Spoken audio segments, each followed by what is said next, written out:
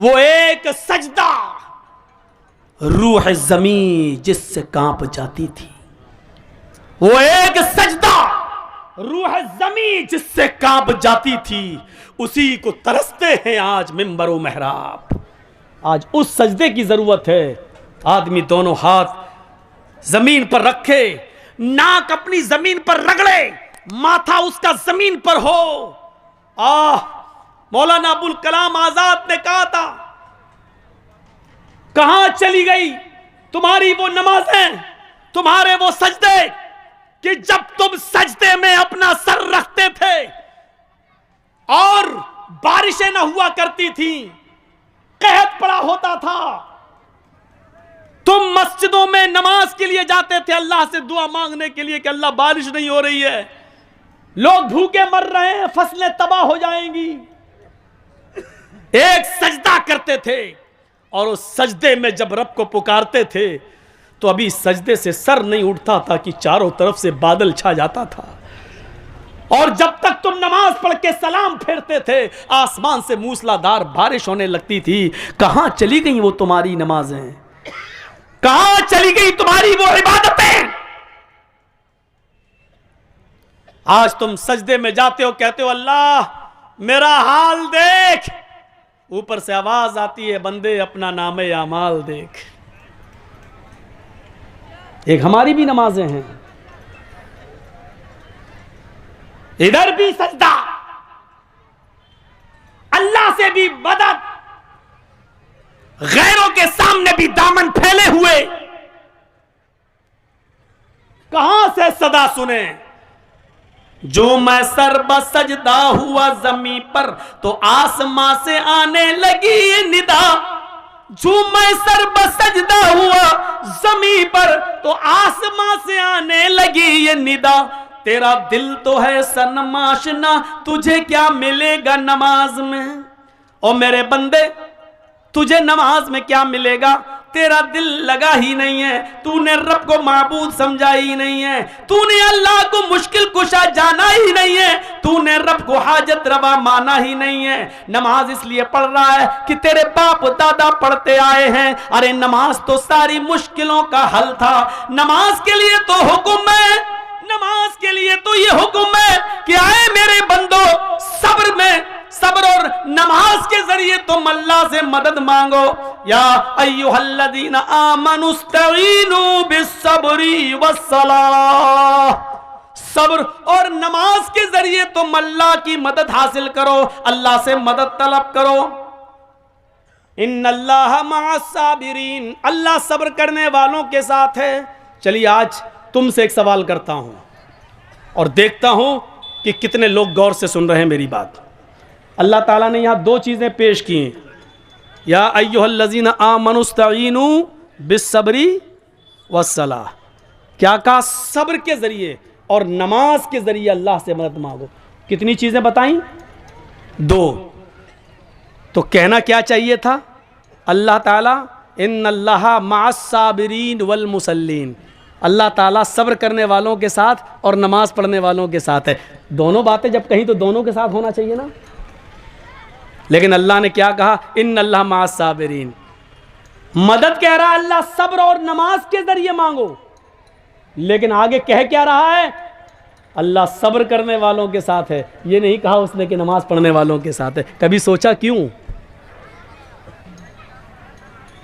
और कभी आपने मौलाना लोगों से सवाल किया कि यहां दो चीजें बताई अल्लाह ने कि सब्र और नमाज के जरिए मदद मांगो, तो आगे ये क्यों कहा कि सब्र करने वालों के साथ अल्लाह है? ये क्यों नहीं कहा कि सब्र करने वाले और नमाज पढ़ने वालों के साथ अल्लाह है? अच्छा एक बात बताइए, नमाज सबसे बड़ी इबादत है। इबादतों में तौहीद के बाद, कलमे के इकरार के बाद सबसे बड़ी इबादत क्या है? नमाज। तो नमाज का लफ्ज़ पहले आना चाहिए, नमाज का लफ्ज़ पहले आना चाहिए। लेकिन आ क्या रहा पहले, या अय्युहल्लज़ीना आमनुस्तईनु बिस्सब्री वस्सलाह। पहले सब्र आ रहा है, बाद में सलात आ रहा है। यानी पहले सब्र और बाद में नमाज, इन दोनों के जरिए अल्लाह से मदद मांगो। पहले नमाज आना चाहिए लेकिन पहले सब्र आ रहा है। क्यों? मैं समझता हूँ कि शायद ये तकरीर मैंने कहीं ना की हो, ये जुमले मैंने अभी तक कहीं नहीं बोले हूँ। तो सुनो, नमाज पढ़ना बहुत आसान है, सब्र करना आसान नहीं है। यहाँ मुश्किल चीज़ को अल्लाह ने पहले पेश किया है। अजान की आवाज़ आ रही है, अल्लाहु अकबर अल्लाहु अकबर, इमाम पहुँच गया, मुअज्जिन हय्या अलस्सला, आओ नमाज की तरफ। हम वज़ू बनाकर नमाज के लिए जा रहे हैं, अभी मस्जिद में पहुँचे नहीं कि किसी ने रास्ता रोक कर कह दिया, आपका बेटा बहुत सीरियस है, आपकी माँ बहुत सीरियस है, तड़पड़ा रही है। मेरे भाइयों, यकीन मानिए कि ऐसे मौके पर इंसान का सब्र का पैमाना लबरेज हो जाएगा अपना बेटे का जब बीमारी का नाम सुनेगा।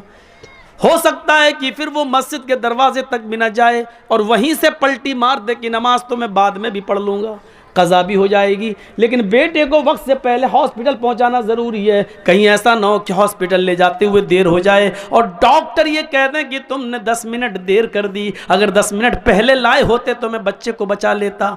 मेरे भाइयों, ऐसे मौके पर इंसान पर सब्र नहीं होता है। सब्र करना बहुत मुश्किल काम है। इसलिए अल्लाह ताला ने कहा, नमाज तो तुम पढ़ ही लोगे, नमाज तो पढ़ना बहुत आसान काम है, लेकिन बेटे की बीमारी, माँ की और बाप की बीमारी सोच सुनकर तुम पे सब्र नहीं हो सकता है। इसलिए ऐसे मौके पर सब्र का दामन तुम्हें नहीं छोड़ना है। इस मौके पर सब्र के जरिए अल्लाह से मदद मांगो।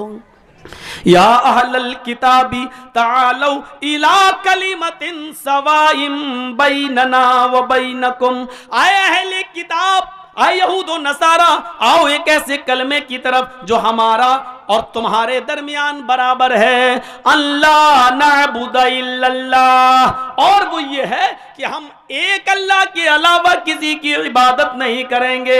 हम जब भी इबादत करेंगे सिर्फ एक अल्लाह की इबादत करेंगे। आज देख लीजिए, इबादत सिर्फ अल्लाह ही की करते हैं लोग। रास्ते अलग हो सकते हैं, तरीके अलग हो सकते हैं, लेकिन इबादत अल्लाह ही की करते हैं। एक आदमी मूर्ति के सामने खड़ा है और ऐसे ओम जो भी पढ़ रहा हो, लेकिन वो उसकी पूजा नहीं कर रहा। उससे पूछो कि आप पत्थर की मूर्ति की पूजा कर रहे हो, कहेगा नहीं साहब, ये तो रूपक हैं, ये तो मुजस्समा है, हम इनकी नहीं कर रहे हैं, बल्कि हम इनको देख लेते हैं तो एक तसव्वुर आ जाता है कि भगवान ऐसा ही होगा। वरना एक बात बताइए कि जिनकी वो पूजा कर रहा है, क्या वो शक्तिशाली है? उसको बनाया किसने? आप अपनी अकल से फैसला करें कि जो चीज़ बनकर तैयार हुई है वो ज़्यादा पावरफुल होती है या उसका बनाने वाला? ये माइक है, जिसने बनाया है, ये माइक ज़्यादा पावरफुल है या इसका बनाने वाला? मैं ये घड़ी पहने हुए हूँ, ये वक्त बतला रही है, कितना है, बड़ा अच्छा काम हो रहा है। ये घड़ी ज़्यादा पावरफुल है जो वक्त बता रही है या इस घड़ी का बनाने वाला? क्यों? उसने बनाया है, वो चाहे तो इसको बिगाड़ भी सकता है, तो बनाने वाला ज़्यादा पावरफुल हुआ। तो पत्थर की जिन मूर्तियों की हम लोग पूजा करते हैं, तो इनको किसी ने तो बनाया ही है ना। तो आप बताइए कि पत्थर की वो मूर्तियाँ ज़्यादा पावरफुल हैं या उनका बनाने वाला? मान लीजिए गणेश जी की मूर्ति बना रहा था, आज हम उसके सामने हाथ जोड़ें, वो चाहता तो गणेश जी को लंगड़ा भी बना सकता था, लूला भी बना सकता था, अंधा भी बना सकता था, उनकी शक्ल बिगाड़ भी सकता था। गणेश जी की मूर्ति को, शंकर जी की मूर्ति को वो चाहता तो चेंज कर सकता था, बदल सकता था, उसके हाथ में था, लेकिन ऐसा नहीं किया। लेकिन ताज्जुब यहां है, बनाने के बाद वो खुद अपने घर में लगाता। बनाया भी उसने, रंगा भी उसने, क्लीन भी उसने किया, सफाई भी उसने की, और अपनी जगह से हटाकर जिस जगह रखना चाहिए उस जगह भी वो उठकर खुद नहीं गई मूर्ति, बल्कि इसने अपने हाथ से वहां स्थापित की है। और लगाने के बाद अगरबत्ती भी वही जला रहा है, और उसके बाद श्री गणेशाय नमः उसी के सामने अपना सर भी झुका रहा है। ये हमारी जो है सोच, ये चीज चेंज होनी चाहिए। बनाया भी हमने,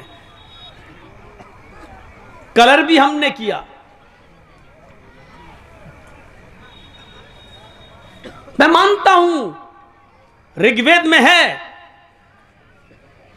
मिट्टी की बनी हुई मूर्ति की पूजा करो। और जहां जहां लफ्ज पूजा ईश्वर के साथ आया है वहां इबादत है, और जहां ईश्वर के अलावा किसी और के साथ आया है, एक उसूल याद रखना, वेदों में, पुराणों में, उपनिषदों में जहां जहां ईश्वर के साथ पूजा आया वहां उससे मतलब मुराद क्या है? इबादत। और ईश्वर के अलावा, अल्लाह के अलावा किसी इंसान के साथ पूजा का लफ्ज़ आया तो वहाँ उसका मतलब क्या होगा? सेवा, खिदमत। जैसे ईश्वर की पूजा करो तो इसका मतलब होगा अल्लाह की इबादत करो। और फिर उसी वेद में आया है अपने बाप की, मात्र पिता की पूजा करो, अपने माँ बाप की पूजा करो, तो इसका मतलब क्या होगा? अपने माँ बाप की खिदमत करो, सेवा करो। यहाँ पूजा का मतलब इबादत नहीं होगा, क्योंकि हिंदू धर्म भी इबादत डबल डबल नहीं मानता, एक ही की इबादत मानता है। तो ईश्वर के साथ जब पूजा का लफ्ज़ बोला जाएगा तो इबादत, और ईश्वर के अलावा किसी और के साथ बोला जाएगा तो उसका मतलब क्या होगा? सेवा, खिदमत। इस चीज़ को, इस उसूल को आप याद रखिएगा। अब चलिए और देखिए क्या लिखा है, मिट्टी की बनी हुई मूर्ति की पूजा करो। इसका मतलब क्या हुआ? अब मिट्टी की बनी हुई मूर्ति से मुराद हमारे हिंदू भाइयों ने क्या समझा? जो हम लोग बनाते हैं वो मूर्ति है। नहीं, मिट्टी की बनी हुई मूर्ति जिसको हमने बनाया, हाय हाय हाय, ये भी वेद में लिखा है, मिट्टी की उस मूर्ति की पूजा करो जिसको हमने बनाया। ईश्वर कह रहा है, अल्लाह कह रहा है ऋग्वेद में, हिंदू के धर्म के मुताबिक क्या कह रहा है? उस मिट्टी की मूर्ति की पूजा करो जिसको हमने बनाया है। तो ईश्वर ने मिट्टी की कौन सी मूर्ति बनाई है? हाँ, हजरत आदम अलैहिस्सलातु वस्सलाम को उसने किससे बनाया? मिट्टी से। और फिर उसके अंदर क्या डाली? रूह डाली। हम और आप किससे बने हैं? मिट्टी से। ईश्वर ने, अल्लाह ने मुख्तलिफ जगहों की मिट्टी लेकर उससे आदम अलैहिस्सलातु वस्सलाम का पुतला बनाया, फिर उनके अंदर रूह डाली, फिर उनको जन्नत के अंदर भेज दिया।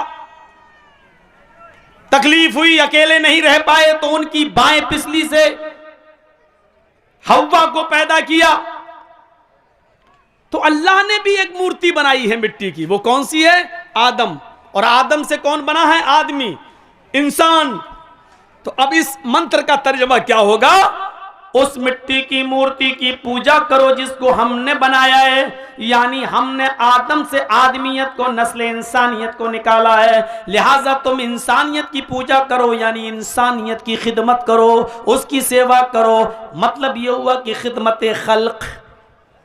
कोई बीमार है उसको हॉस्पिटल तक ले जाओ, कोई गरीब है उसके इलाज के लिए पैसा नहीं है तो तुम उसकी मदद करो, कोई बेचारा जान जा रही है, मरा जा रहा है, उसके मायार के मुताबिक उसको ब्लड नहीं मिल पा रहा है, उसका ब्लड ग्रुप तुम्हारे ब्लड ग्रुप से मिलता है, तो ये मत देखो कि मरने वाला या जिसको जरूरत है वो हिंदू है या मुसलमान है या ईसाई है या सिख है, तो ऐसी परिस्थिति में तुम उसकी जान बचाने के लिए अपना ब्लड दे दो। अगर उसका ग्रुप और आपका ब्लड ग्रुप एक है तो अपना ब्लड निकलवा कर उसको देकर उसकी जान बचाओ। ये है इंसानियत की सेवा, यह है अल्लाह की बनाई हुई मूर्ति की पूजा, यह है खिदमत खल्क। उसकी पूजा इबादत नहीं है, यह पूजा है। पूजा फरमाया अल्लाह रब्बुल आलमीन ने, हदीस कुदसी है, अल्लाह के नबी फरमाते हैं कि अल्लाह ने फरमाया। जिस हदीस में अल्लाह के नबी ये कहें कि अल्लाह ने फरमाया तो वो हदीस कुदसी कहलाती है।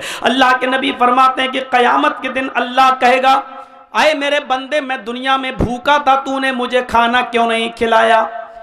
आए मेरे बंदे, दुनिया में मैं भूखा था, तूने मुझे खाना क्यों नहीं खिलाया? बंदा कहेगा, आए अल्लाह तू कैसे भूखा रह सकता है? आए अल्लाह तू तो खाता ही नहीं है, फिर तुझे कौन खिलाए? तू तो खाता नहीं है।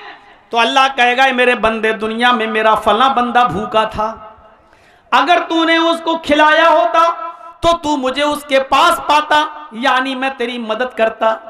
अगर तूने किसी भूखे को खिलाया होता तो मैं भी तेरी मदद करता। हाय मेरे बंदे, दुनिया में मैं नंगा था, तूने मुझे कपड़ा क्यों नहीं पहनाया?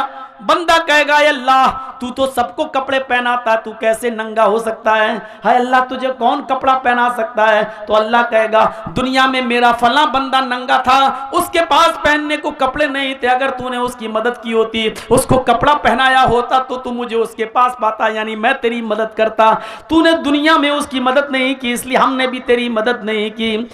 हाय मेरे बंदे, दुनिया में मेरा फला बंदा परेशान हाल था। अल्लाह कहेगा मैं दुनिया में परेशान था, गुमराही के रास्ते पे चल रहा था, मैं भटक रहा था, मैं गुमराह था, तूने मुझे रास्ता क्यों नहीं दिखाया? बंदा कहेगा अल्लाह तू तो सबको हिदायत देता है, फिर तू गुमराह कैसे हो सकता है? अल्लाह कहेगा दुनिया में मेरा फला बंदा गलत रास्ते पे चल रहा था, अगर तूने उसको सही रास्ता बताया होता, कुरान और हदीस का रास्ता, नबी का रास्ता, रसूल का रास्ता बताया होता तो तू मुझे उसके पास पाता, यानी मैं तेरी मदद करता। इस हदीस से पता चलता है कि खिदमत खल्क कितनी ज़रूरी है, लोगों की सेवा, लोगों की खिदमत इस्लाम का एक ज़बरदस्त रुकन है, इस्लाम का एक हिस्सा है।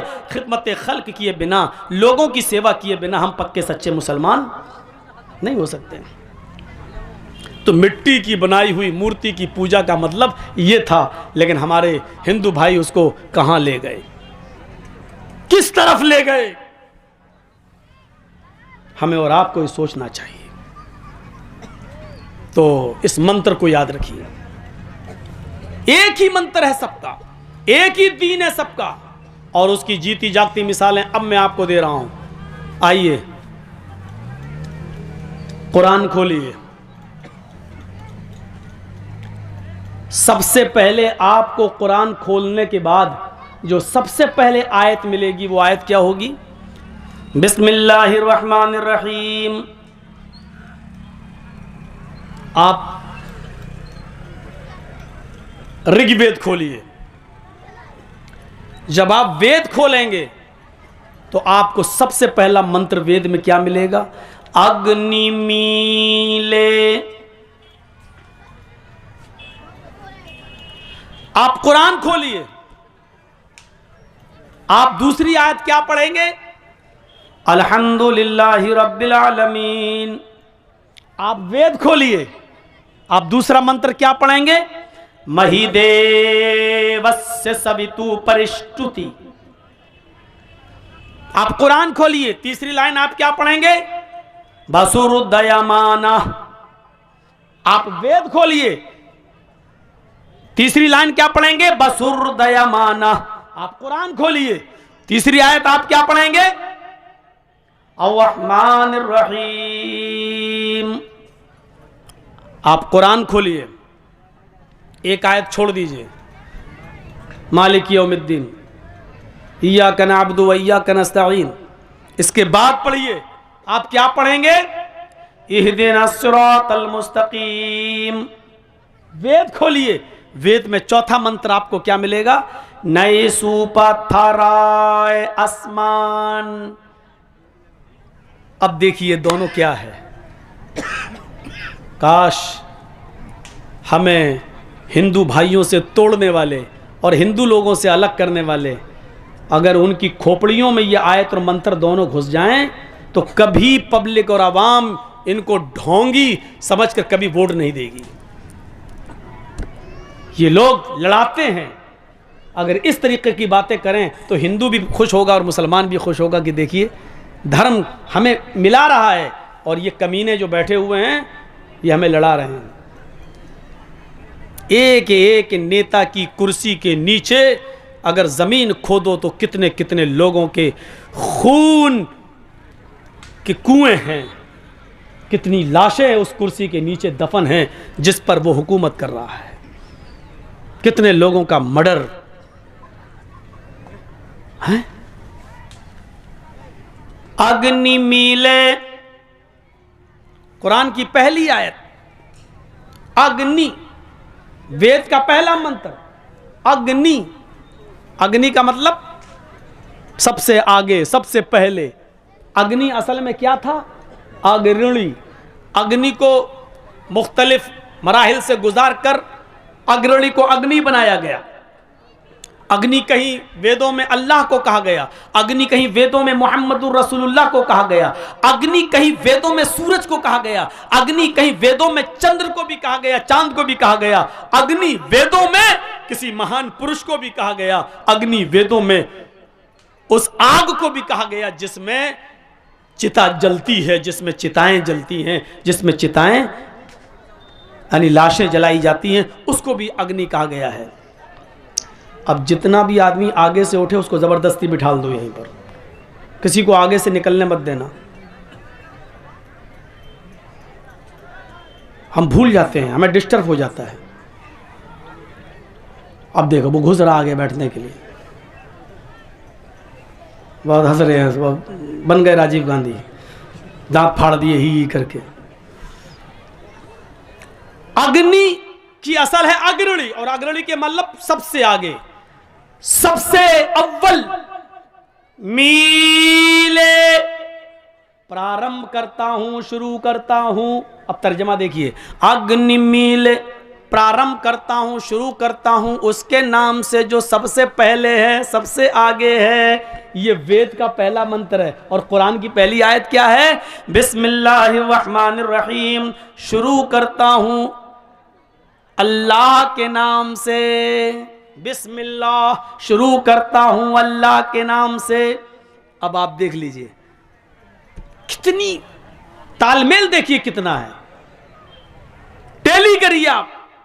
दूसरा मंत्र देखिए क्या है वेद में, महिदेवस्य सवितु परिष्टुति, महान है हमारा वो देवता, महान है हमारा वो देवता। मही देवस्य, मही महान है, देवस्य हमारा वो देवता, सवितु जिसके लिए सारी की सारी परिष्टुति तारीफें हैं, प्रशंसाएं। महान है हमारा वो देवता जिसके लिए सारी की सारी प्रशंसा, सारी की सारी तारीफ है, वो हमारा देवता महान है। हमारे यहाँ क्या कहा गया? अल्हम्दुलिल्लाहि रब्बिल आलमीन, तमाम तारीफें उस अल्लाह के लिए, सारी तारीफें उस अल्लाह के लिए जो दोनों जहान का रब है, जो दोनों जहान का पालने वाला है। मही देवस्य सवितु परिष्टुति, और इधर अल्हम्दुलिल्लाहि रब्बिल आलमीन। तीसरा मंत्र बसुरदयामाना, बसुरदयामाना, जो बड़ा दयालु है, बड़ा कृपालु है, उससे ज्यादा दयालु और कृपालु कोई नहीं है, जो उससे ज्यादा रहम दिल कोई नहीं है। अर्रहमानिर रहीम, कुरान की तीसरी आयत क्या कहती है? अर्रहमानिर रहीम, जो बड़ा ही मेहरबान, इंतहाई रहम करने वाला है। अर्रहमानिर रहीम, जो बड़ा ही मेहरबान, इंतहाई रहम करने वाला है। चौथा मंत्र, नए सुपथराय आसमान, सुंदर पथ मानी रास्ता, राय मानी चलाना, आसमान मानी जिससे हमारा फायदा हो, हमारा लाभ हो। हाय प्रभु, हाय ईश्वर, सुपथा सुंदर पथ पर, अच्छे रास्ते पर हमको चला ताकि हमारा फायदा हो।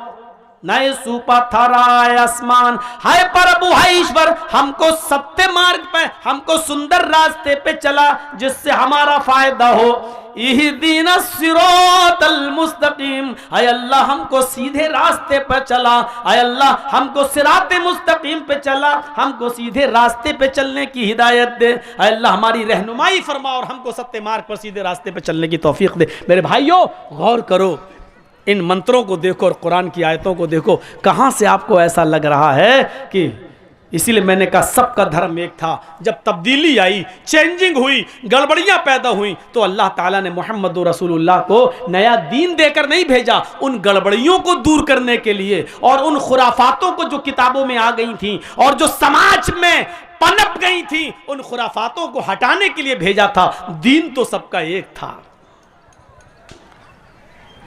हजरत मूसा भी नमाज पढ़ा करते थे, कहा करते थे औसानी बिस्सलाह, मुझे नमाज का हुक्म दिया गया है।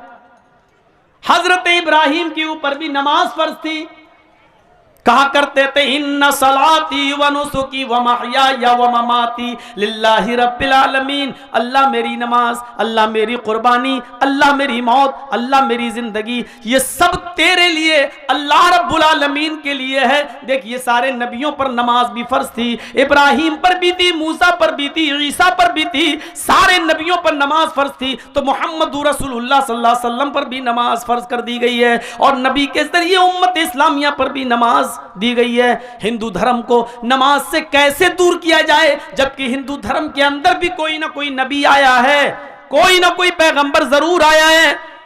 अल्लाह कहता हमने हर कौम के अंदर एक नबी भेजा है, वले कुल्ले कौमिन हाद, हमने हर कौम के अंदर एक डराने वाला भेजा है। हर कौम में एक नबी है, एक रसूल आया है। जाहिर है हिंदू भाइयों में भी कोई नबी जरूर आया और जब आया है तो उस नबी पर भी नमाज फर्ज थी और उसने हिंदू भाइयों को भी नमाज की निमंत्रण दावत जरूर दिया। इसीलिए हिंदू धर्म के अंदर भी नमाज का सबूत मिलता है। श्रीमद् भागवत गीता का अध्याय 6 और मंत्र नंबर 10 पूरा का पूरा नमाज से भरा हुआ है। योगी युज्जीत सततमात्मानं रहस्य स्थिता एकाकी अच्युतात्मा निराशीर परिग्रह। जब ईश्वर की पूजा करो तो पूरे शरीर का योग कर लो, पूरे शरीर की एक्सरसाइज कर लो, उठो भी बैठो भी, साष्टांग भी करो यानी सजदा भी करो, 8 अंगों को धरती पर भी रखो और ईश्वर को प्रसन्न करो।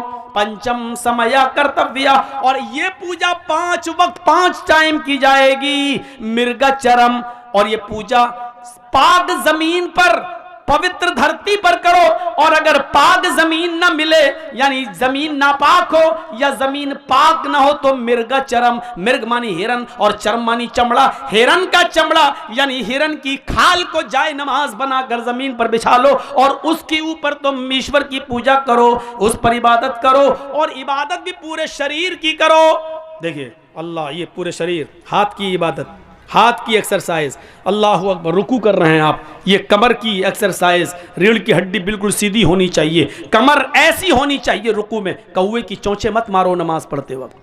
बहुत से लोगों को आपने देखा होगा अल्लाह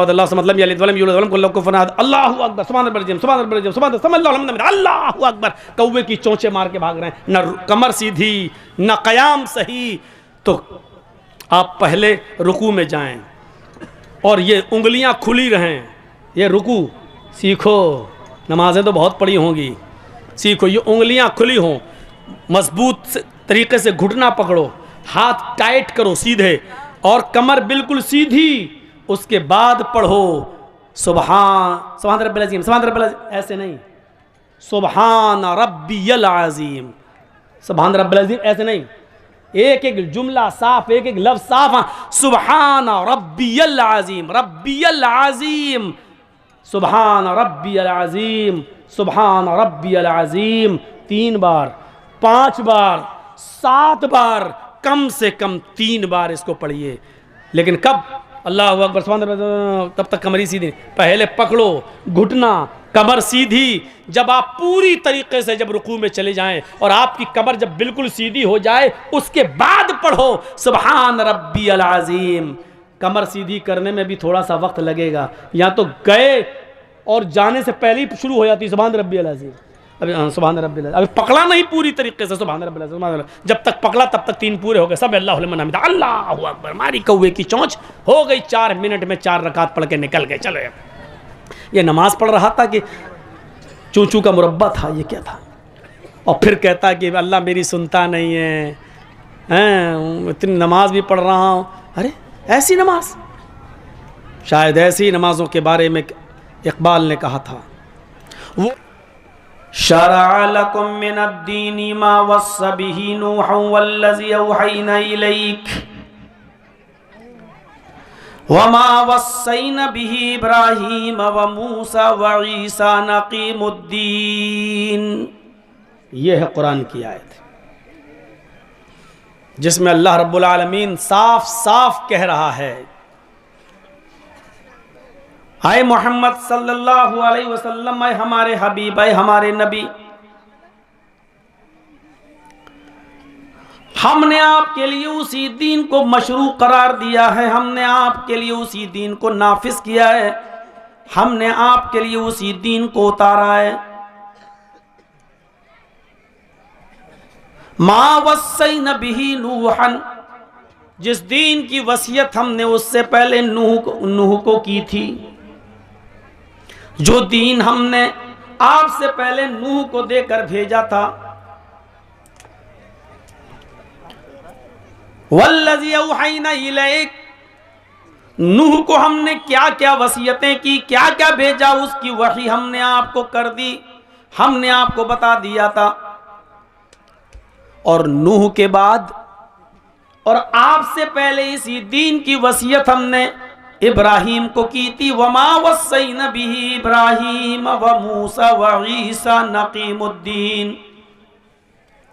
नूह के बाद भी जो नबी आए, इब्राहीम आए, मूसा आए, ईसा आए, हमने उनको भी यही दीन देकर भेजा था। और ईसा के बाद जब हमने आपको भेजा तो शरअ लकुम मिनद्दीन, तो हमने आपको भी वही दीन देकर भेजा जो आपसे पहले नूह को दिया था, इब्राहीम को दिया था, मूसा को दिया था, ईसा को दिया था। कहां कह रहा अल्लाह ताला कि हमने मोहम्मदुर रसूलुल्लाह को कोई नया दीन देकर भेजा है? क्यों जलते हो हमसे? क्यों घृणा कर रहे हो हमसे? क्यों नफरतें कर रहे हो हमसे? क्यों हमको देशद्रोही और दहशतगर्दी से जोड़ने की कोशिश कर रहे हो हमको? हम उसी दीन को मानते हैं, उसी दीन के हम फॉलोअर्स हैं, जो दीन आदम से लेकर ईसा तक जितने भी नबी हैं जो इस दीन को लेकर आए। और इसीलिए सबका कलमा भी एक है। और इस कलमे की बुनियाद पर अल्लाह तबारक व तआला ने निमंत्रण दिया है, दावत दी है। सोचो, इत्तिहाद पैदा किया है। ईसाइयों, मत जलो तुम हमसे। यहूदियों, दुश्मनी मत करो तुम हमसे। हमारा और तुम्हारा मंत्र एक है, हमारा और तुम्हारा कलमा एक है। कुल या अहलल किताबी तालू इला कलिमतिन सवाइम बैनना व बैनकुम अल्लाह नाबुदा इल्लल्लाह।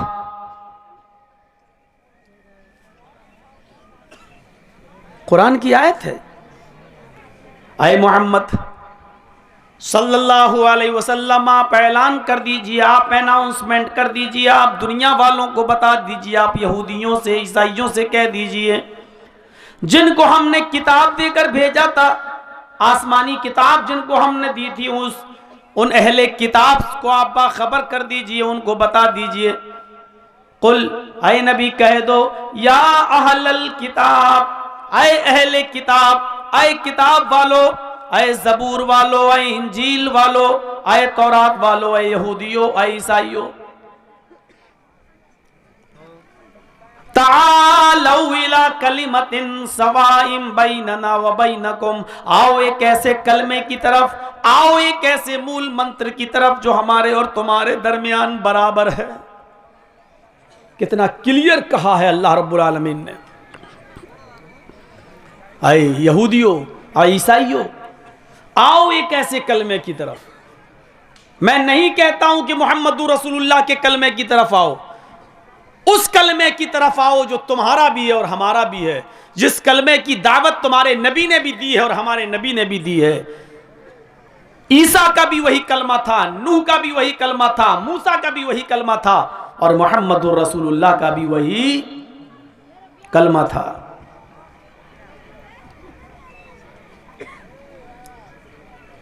आओ एक ऐसे कलमे की तरफ। अगर हम ये कहें कि सारे कलमों को छोड़ दो, सारे कलमों को झुटला दो और मोहम्मद का कलमा पढ़ लो, तब तो आप ये कहोगे कि मौलाना साहब आप गलत बात कह रहे हैं, सबको इख्तियार है। हमारी किताब कुरान ये कह रही है, डंके की चोट पर कुरान ऐलान कर रहा है, हम तुम्हें कोई नया कलमे की तरफ नहीं बुला रहे हैं। वो कलमा तो तुम्हारा भी है, वो कलमा तो हमारा भी है। और यकीन मानिए, नूह अलैहिस्सलाम जब इस दुनिया में आए तो उनका कलमा यही था, ला इलाहा इल्लल्लाह नूह रसूलुल्लाह। मूसा अलैहिस्सलाम जब इस दुनिया में आए तो उनका कलमा क्या था? ला इलाहा इल्लल्लाह मूसा रसूलुल्लाह। ईसा अलैहिस्सलाम जब इस दुनिया में आए तो कलमा क्या था? ला इलाहा इल्लल्लाह ईसा रसूलुल्लाह। और मोहम्मद रसूलुल्लाह जब इस दुनिया में आए तो आपका कलमा क्या था? ला इलाहा इल्लल्लाह मुहम्मदुर रसूलुल्लाह। आप देख रहे हैं इस कलमे का पहला जुज, फर्स्ट सेंटेंस, पहला जुमला सबका एक ही था। दूसरे जुमले में चेंजिंग होती रही। जो रसूल इस दुनिया में आया उसका नाम लिया जाता रहा। लेकिन इससे पता चलता है कि रसूल मुख्तलिफ हो सकते हैं, लेकिन उन रसूलों की तालीमात, उन रसूलों की शिक्षा, उन रसूलों का दीन एक ही था। और वो क्या था? ला इलाहा इल्लल्लाह।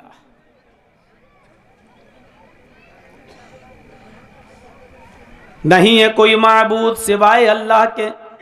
ला इलाहा इल्लल्लाह, अल्लाह के अलावा कोई माबूद नहीं है। हिंदी में इसका तर्जमा यूं करेंगे, ईश्वर के अतिरिक्त कोई पूजा योग्य नहीं है। अल्लाह के अलावा कोई इबादत के लायक नहीं है। यह कलमा सबका था। ज़बानें बदलती गईं, लैंग्वेज में चेंजिंग आती गई, लेकिन किसी न किसी शक्ल में ये जुमले आज भी मौजूद हैं। बाइबल में अब यूं लिखा हुआ है, there is no God, there is no God, but God is only one. Old Testament में, तौरात में यही जुमला यूं लिखा हुआ है, God is only one. He is alone without second.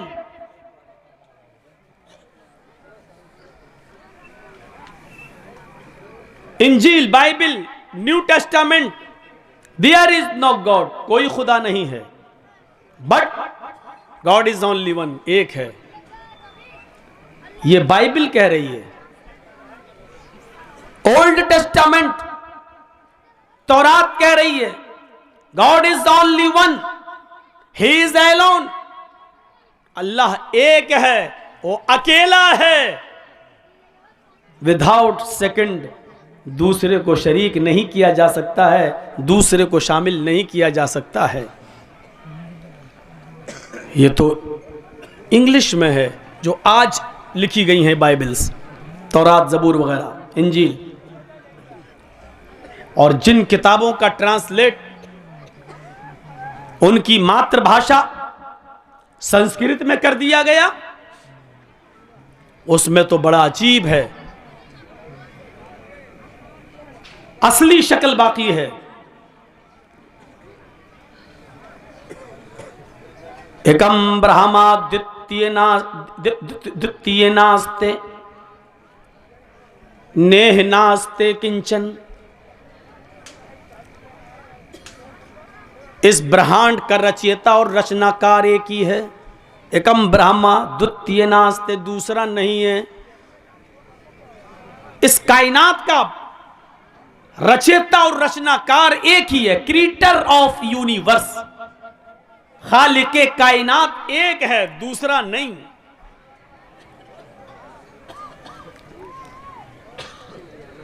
अहम ब्रह्मास्ति, अहम विष्णु अस्ति, अहम शिव अस्ति, अहम सूर्य अस्ति, अहम चंद्रास्ति। पढ़िए ऋग्वेद।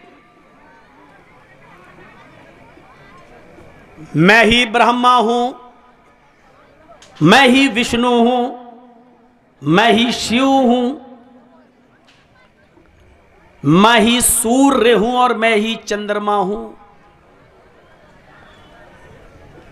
वैसे तो हिंदू धर्म के अंदर 33 करोड़ देवी देवता हैं आजकल एक आदमी अपने 4-5 बच्चों को तो संभाल नहीं पा रहा है,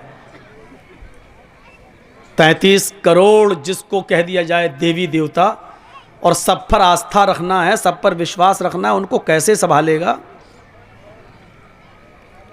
और मनुस्मृति बड़ी अजीबो गरीब किताब, वो कहती है कि 33 करोड़ देवी देवताओं पर विश्वास रखना ज़रूरी है और अपने जीवन में सभी को प्रसन्न करना, सभी को खुश करना ज़रूरी है, आवश्यक है। और ये भी कहा गया एक दिन में एक ही देवी या एक देवता प्रसन्न हो सकता है, बस एक दिन में आप सिर्फ एक को ही खुश कर सकते हैं, 2 को नहीं। और ये भी कहा गया कि अगर, और सबको करना है 33 करोड़ को, और ये भी कह दिया गया है कि अगर एक भी नाखुश रह गया, एक भी अगर आपसे नाराज रह गया तो आपकी जिंदगी भर की तपस्या भंग। यहां से आप अंदाजा लगा सकते हैं और सोच सकते हैं। हिंदू भाइयों में 33 करोड़ हैं और मुसलमानों में अगर गिनती गिनोगे तो ये 34 करोड़ पहुंच जाएंगे। हम छोटे बाप की औलाद थोड़ी, हम तो बड़े बाप के बेटे हैं।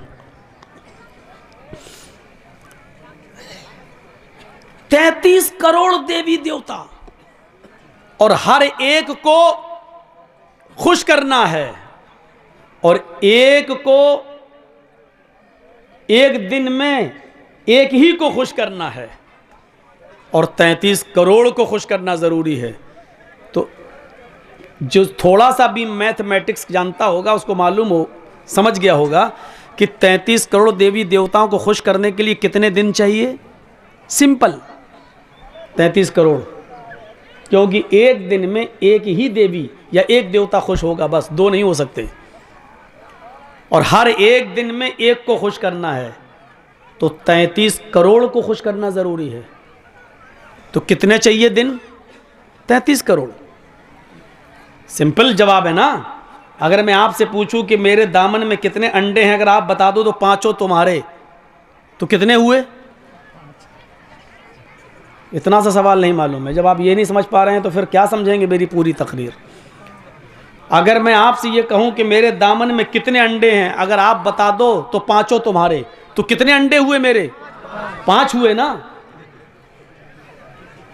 ये भी अगर कोई ना समझ पाए तो वो कुरान हदीस क्या समझेगा? फिर जाओ अपने घर में सोए, अपनी बीवी के पास क्यों बच्चों को छोड़ के आया यहां। अब आपसे कहा जाए कि एक देवी या एक देवता एक दिन में खुश होगा, 2 नहीं हो सकते एक दिन में, और 33 करोड़ देवी देवताओं को खुश करना जरूरी है।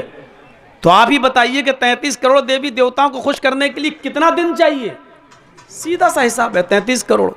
अब 33 करोड़ दिन तक जिंदा कौन रहता है? कोई रहता है? चाहे कितना बड़ा कोई चौकीदार बन जाए और समाज का सेवक बन जाए, लेकिन 33 करोड़ दिन तक तो वो भी जिंदा नहीं रह पाएगा। 33 करोड़। हज़रत नूह अलैहिस्सलातु वस्सलाम की उम्र 950 साल थी। अगर 950 साल को भी अगर आप गुणा करें उसको, तो आप जोड़ेंगे तो 33 करोड़ तो वो भी नहीं पहुंच पाएंगे। यानी 950 साल की ज़िंदगी भी अगर किसी की कर दी जाए 1000 साल की, तो वो भी 33 करोड़ दिन नहीं बनेंगे। और फिर ये भी लिखा है, एक भी अगर नाखुश रह गया, एक भी नाराज रह गया, तो जिंदगी भर की तपस्या भंग। मतलब क्या हुआ? मैं कहूंगा तो बुरा लगेगा। और जो चीज़ आप सुनना चाहते हैं, सॉरी, आज से मैं उसको छोड़ रहा हूं। अब खुल के नहीं बोलना है। मुझे इन यूट्यूबर्स ने मजबूर कर दिया है। जिन चीज़ों से मना किया वही चीज़ें डाली गई हैं। और 6 महीने के लिए चुनाव तक यूपी के अंदर मेरे ऊपर बैंड लग गया है कि मैं कोई तकरीर नहीं कर सकता। ये इन यूट्यूबर्स का हरामीपना है। मैं इसको हरामीपना कह रहा हूँ। ये इनकी नालायकी है ये इनकी, और जब तक जलसे वाले इनको आने से रोकेंगे नहीं तब तक ये काम चलेगा नहीं। और आज से मैंने शुरू कर दिया, अब जो प्रोग्राम दिया है मैंने आज जिन लोगों को फरवरी में मार्च में मैंने कहना शुरू कर दिया है कि अगर आपके जलसे में चैनल वाले आएंगे तो कोई प्रोग्राम मैं नहीं दूंगा, मैं नहीं आऊँगा। आज से मैंने शुरू कर दिया है और 2 प्रोग्राम मैंने आज दिए भी हैं, इस शर्त के साथ दिए हैं। अब मुझे क्या करना है मैं अपने हिसाब से अब चलूँगा। तो मेरे भाइयों 33 करोड़ दिन तक जिंदा रहना है, 33 करोड़ तक, तब आपकी 33 करोड़ देवी देवता खुश होंगे। कुरान क्या कह रहा है? एक ही है, वेद भी यही कह रहा है, एक ही है। एकम ब्रह्मा द्वितीय नास्ते, एक ही ब्रह्मा है, दूसरा नहीं है ही नहीं। और ब्रह्मा का माना होता ब्रह्मांड का रचयिता और रचनाकार, विष्णु का माना होता है पालने वाला, परवरिश करने वाला, और शिव का माना होता है मारने वाला, मारने वाला। विष्णु परवरिश करने वाला, शिव मारने वाला।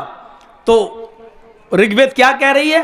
अहम ब्रह्मास्ति, तुम्हारे कोई खुदा नहीं, यानी न ब्रह्मा न विष्णु न शिव न सूर्य न चंद्र, ये कोई भगवान नहीं है तुम्हारे, तुम्हारा एक ही भगवान है और मैं, और वो मैं हूं। अहम ब्रह्मास, मैं ही ब्रह्मा हूं, यानी मैंने ही ब्रह्मांड को बनाया है, मैं ही क्रिएटर हूं, मैं ही खालिक कायनात हूं, मैंने इस विश्व को रचा है। अहम विष्णु अस्ति, मैं ही पालता हूं, मैं ही सबकी परवरिश करता हूं, यानी मैं ही अल्लाह हूं, मैं ही रब्बुल आलमीन हूं, मैं ही रब्बुल आलमीन हूं, मैं ही लोगों को पालता और पोसता हूं, खाना खिलाता हूं, पिलाता हूं, दोनों जहान का रब मैं ही हूं। अहम शिव अस्ति, मैं ही मारता हूं, युही व युमीत, वही जिंदा करता है और वही मौत देता है। मौत और जिंदगी का मालिक वही है, मौत जिसको चाहे मौत दे, जिसको चाहे जिंदगी दे, मौत और जिंदगी का मालिक वही है। अहम सूर्य अस्ति, मैं ही दिन निकालता हूं, अहम चंद्र अस्ति, और मैं ही रात निकालता हूं, यानी रात को दिन में और दिन को रात से बदलने वाला भी मैं हूं। मैं ही सूरज को निकालता हूं और मैं ही चांद को निकालता हूं। ऋग्वेद के इस मंत्र ने क्लियर कर दिया कि कोई 33 करोड़ भगवान नहीं है, एक ही है, वही ब्रह्मा है, वही विष्णु है, वही शिव है, वही सूर्य है और वही चंद्रमा है, वही है अकेला। हुल्लाहुल खालिकुल बारिउल मुसव्विरु लहुल अस्माउल हुस्ना, वो एक ही है, वही अल्लाह है, वही खालिक है। मेरे भाइयों, वही हमें और आपको माँ बाप, माँ के पेट में हमारी शक्लें बनाता है, वही मारता है और वही जिलाता है, वही रिज्क देता है, वही रिज्क छीनता है, वही इज्जत देता है, वही जिल्लत देता है। जिसको चाहे बगैर हिसाब के रिज्क दे, इन्नल्लाह यर्ज़ुक़ु मन यशाउ बिगैरि हिसाब, जिसको चाहे बगैर हिसाब के रिज्क दे और जिसको चाहे वो गरीब कर दे, जिसको चाहे इज्जत दे और जिसको चाहे जलील कर दे। वो तो इज्जु मन तशा व तो जिल्लु मन तशा, वो चाहे तो इज्जत दे, जिसको चाहे वो चाहे तो डॉक्टर शिव शक्ति स्वरूप जो भोपाल की सरजमीन पर हैं, कुरान की आयतें पढ़ते हैं, सूरह निसा पर पहुंचते हैं, इस्लाम ले आते हैं, इस्लाम उनकी समझ में आ जाता है, कुरान की मेडिकल साइंस उनकी समझ में आ जाती है, वो इस्लाम ले आते हैं। आज डॉक्टर शिव शक्ति स्वरूप का नाम इस्लामुल हक हो जाता है। मेरे प्यारे साथियों, डॉक्टर शिव शक्ति स्वरूप की बीवी जो पहले सरस्वती नाम था, आज उसका नाम खदीजा बन जाता है।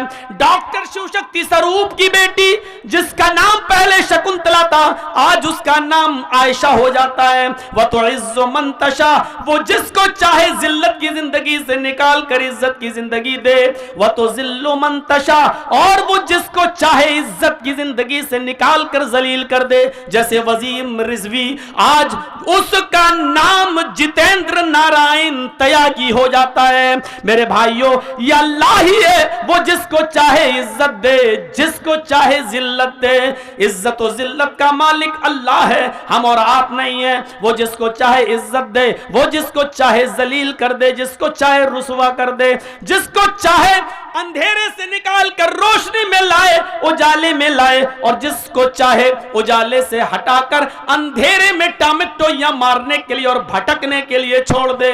वो जिसको चाहे पूरे हिंदुस्तान के लोगों की इज्जत उसको अता फरमा दे, वो उसको अपने घर में पनाह देने लग जाएं। जैसे डॉक्टर शिव शक्ति स्वरूप आज पूरे भारत के मुसलमानों की आंख के तारे बन गए हैं, आज उनकी इज्जत है, उनको लोग अपना भाई समझने के लिए तैयार हैं। और जिसको चाहे ऐसा जलील कर दे कि सारे रिश्तेदारों की रिश्तेदारी छीन ले।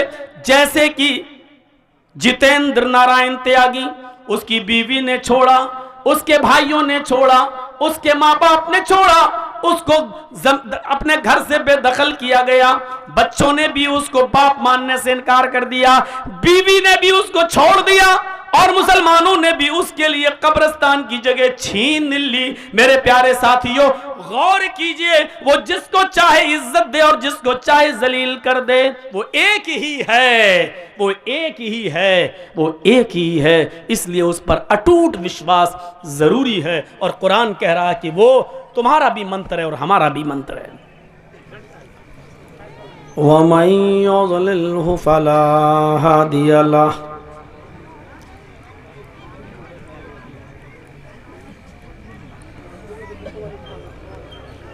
व अशहदु अल्ला इलाहा इल्लल्लाहु वहदहु ला शरीक लह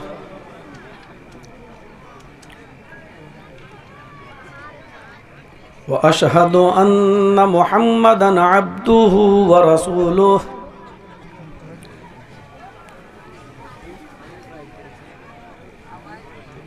अम्मा बाद,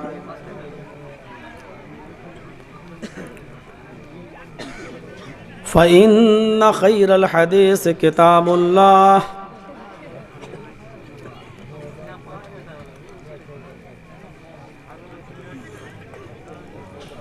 व खैरल हदी हदी मुहम्मदिन सल्लल्लाहु अलैहि वसल्लम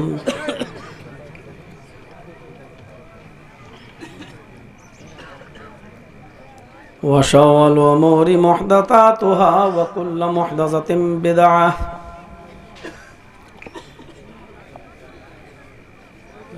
व कुल्लु बिदअतिन ज़लालह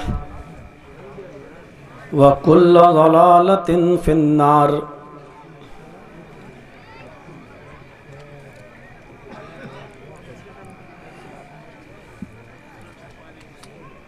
अऊज़ु बिल्लाहि मिनश शैतानिर रजीम। बिस्मिल्लाहिर रहमानिर रहीम।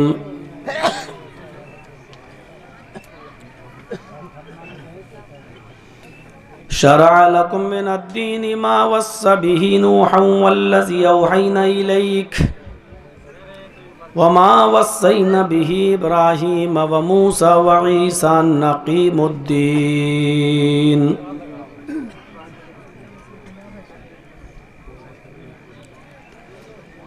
रब्बि इश्रह ली सदरी व यस्सिर ली अमरी वहलुल उक़दतम मिन लिसानी यफ़क़हू क़ौली।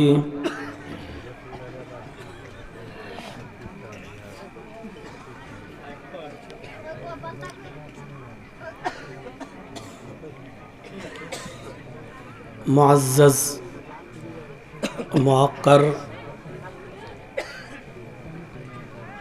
उलमाए किराम, स्टेज पर बैठे हुए बाइज़्ज़त अहबाब,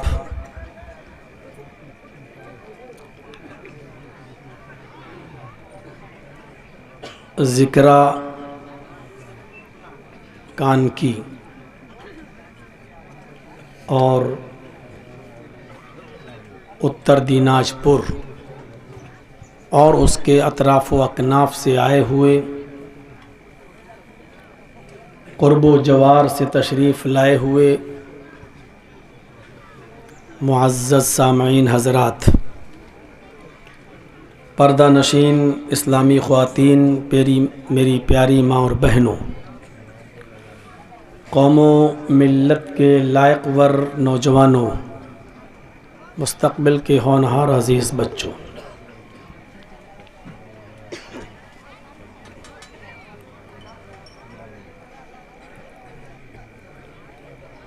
इस वक्त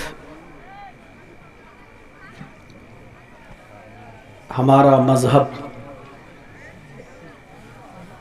और उस मज़हब के पैरोकार यानी हम मुसलमान जिन मसाइल से गुज़र रहे हैं वो हमारे और आपके लिए एक लम्हे फ़िक्रिया है।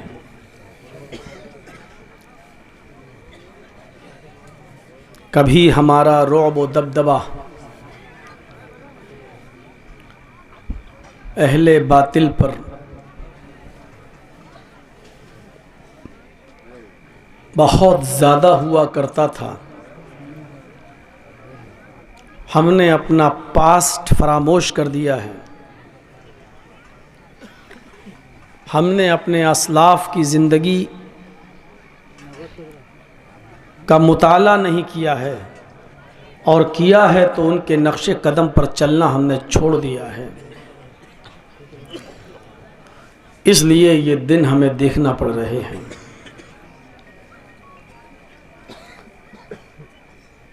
वरना जो मज़हब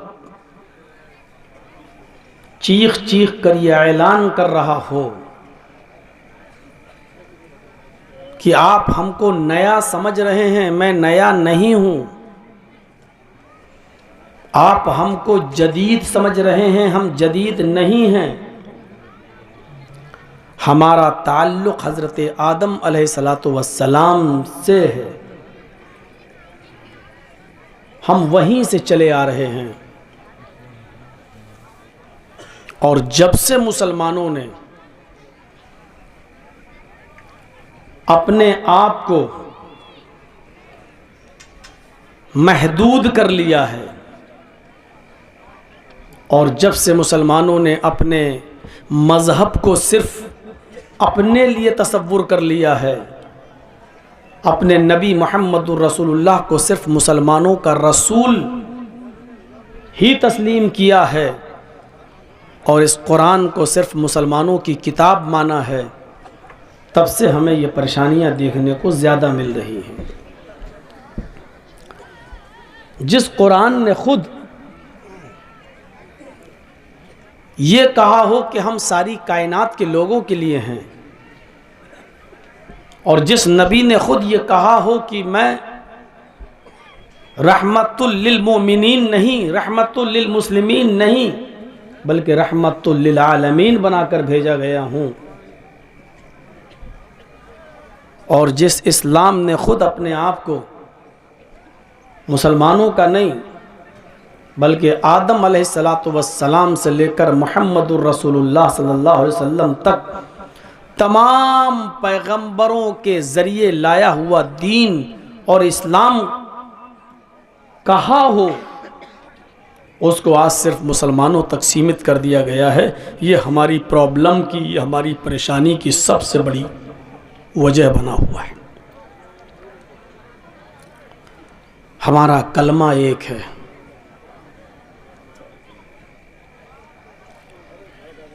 हमारे मंत्र, हमारी आयतें कुरान की तुम्हारी किताबों की पुष्टि कर रही हैं और उससे तालमेल खाती हैं।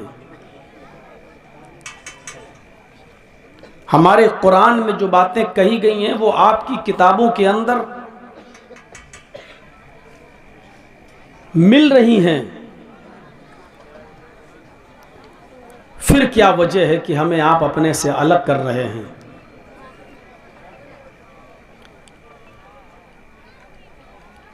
हमने कब कहा है कि ये इस्लाम मुसलमानों का मज़हब है, और हमने कब कहा है कि ये इस्लाम सिर्फ और सिर्फ मुहम्मदुर रसूलुल्लाह लेकर आए हैं? हमने नहीं कहा है। कुछ अनपढ़ और गंवार और जाहिल लोग